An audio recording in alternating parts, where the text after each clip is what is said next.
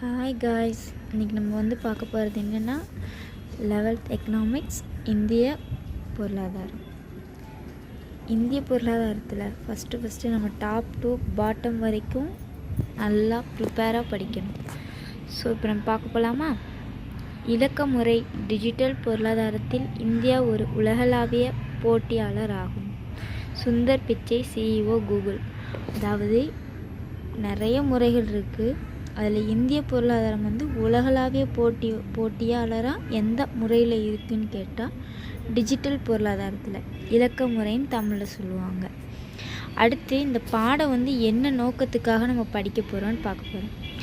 கற்றல் நோக்கங்கள்: நடப்பு இந்திய பொருளாதாரத்தின் இயல்புகள், இயற்கை வளங்கள், உள்கட்டமைப்பு வசதிகளின் நிலை போன்றவற்றை புரிந்து கொள்ளுதல்.